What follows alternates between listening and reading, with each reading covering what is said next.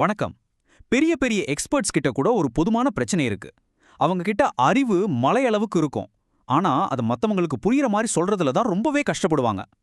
இன்னைக்கு அந்த பிரச்சனையை எப்படி சரி செய்யறது, அந்த தடையை எப்படி உடைக்கிறதுன்னு தான் நாம பார்க்க போறோம். வாங்க, ஒரு நிஜமான அனுபவத்திலிருந்தே ஆரம்பிக்கலாம். இந்த ஒரு வரி பல நிபுணர்களோட மனக்குமுறலை அப்படியே படம் பிடிச்சு காட்டுது. 27 வருஷம் அனுபவம் இருக்கு, ஆனா அதை விளக்குறதே அது ஒரு தனி கலைங்கிறாங்க. இது எவ்வளவு உண்மை இல்லையா?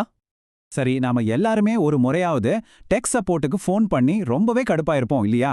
அந்த மாதிரி ஒரு உரையாடலை கொஞ்சம் கற்பனை பண்ணி பாருங்க. அங்க எப்படி நல்ல தகவல்கள் கூட சரியான தொடர்பு இல்லாததால ஒரு பெரிய குழப்பத்துல முடியுதுன்னு இப்ப பார்க்க போறோம். ஆரம்பமே இப்படித்தான் இருக்கும். நான் கால் பண்றேன், டெஸ்க்டாப்புக்கு போங்க, அப்புறம் சேட்டுக்கு போங்க. அடடா, இப்படி ஒரு உரையாடல் தொடங்கும் போதே நமக்கு தெரியும் இது எங்கேயோ தப்பா போகுதுன்னு. இங்கே தான் முதல் சிக்கலே ஆரம்பிக்குது.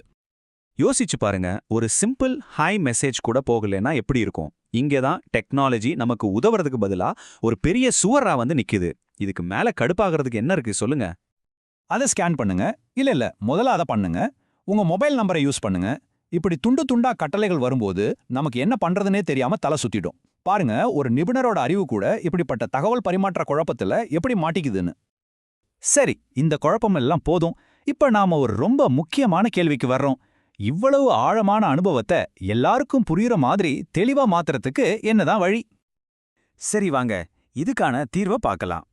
அறிவை ஒரு கோர்வையா ஒழுங்கா மாத்தி மத்தவங்களுக்கு கொடுக்க ஒரு வழி இருக்கு. அத நாம டிஜிட்டல் கருவிப்பெட்டி அப்படின்னு சொல்லலாம். இங்க நம்ம ஒரு விஷயத்தை தெளிவா புரிஞ்சுக்கணும்.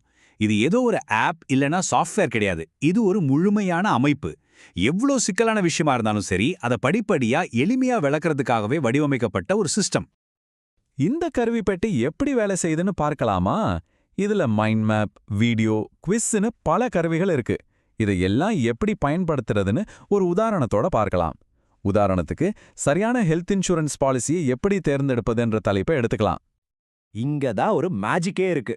ஒரே ஒரு மைய கருத்தை எடுத்துக்கிட்டு அதை எப்படி பல விதமான வடிவங்கள்ல மாத்தி வெவ்வேறு விதமான ஆடியன்ஸை சென்றடைய முடியும்னு பார்க்க போறோம். ரொம்ப சுவாரஸ்யமா இருக்கும்.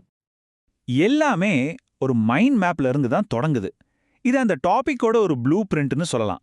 ஒரு பெரிய விஷயத்த சின்ன சின்னதா சுலபமா புரிஞ்சுக்கிற மாதிரி பிரிக்க இதுதான் முதல் படி. உதாரணமா, எவ்வளவு தொகைக்கு இன்சூரன்ஸ் எடுக்கணும், அது தனி நபருக்கா இல்ல குடும்பத்துக்கா, எந்தெந்த ஹாஸ்பிட்டல்ஸ்லாம் கவர் ஆகும்னு இப்படி ஒரு பெரிய தலைப்பை சின்ன சின்னதா பிரிக்கும்போது அதை விளக்குறதும் சுலபம், மத்தவங்க புரிஞ்சுக்கிறதும் ரொம்ப சுலபம். இதோட உண்மையான பவரே இதை மறுபயன்பாக செய்யறதுல தான் இருக்கு. அந்த ஒரே ஒரு மைண்ட் மேப்பை வச்சு ஒரு பிளாக் போஸ்ட், ஒரு டீடைல்டு ஸ்டடி கைட்னு குறைஞ்சது 6 விதமான கண்டென்ட்டை நம்மளால உருவாக்க முடியும். இது மட்டும் இல்ல, நம்மளோட கருவி பெட்டியில ஃபிளாஷ் கார்டு, குவிஸ் மாதிரியான விஷயங்களையும் உருவாக்கலாம். இது நாம கத்துக்கிட்டதை டெஸ்ட் பண்ணவும், முக்கியமான விஷயங்களை மனசுல பதிய வைக்கவும் உதவும். உதாரணத்துக்கு இந்த கேள்வியை பாருங்களேன். சரியான பதில் 63%. ஆமாங்க, நம்ம நாட்டுல 100 பேர்ல 63 பேருக்கு சரியான ஹெல்த் இன்சூரன்ஸோ இல்ல டேர்ம் இன்சூரன்ஸோ இல்ல. இந்த நம்பரை இப்படி தனியா பார்க்கும்போது தான் இதோட தாக்கம் எவ்வளோ பெருசுன்னு நமக்கு புரியுது. இது இந்த விஷயத்தோட முக்கியத்துவத்தை அப்படியே சோக்க காட்டுது இல்லையா? இதுவரைக்கும் என்ன எப்படின்னு நம்ம பார்த்துட்டோம். ஆனா இப்போ ரொம்ப முக்கியமான கேள்விக்கு வரோம். அது ஏன்?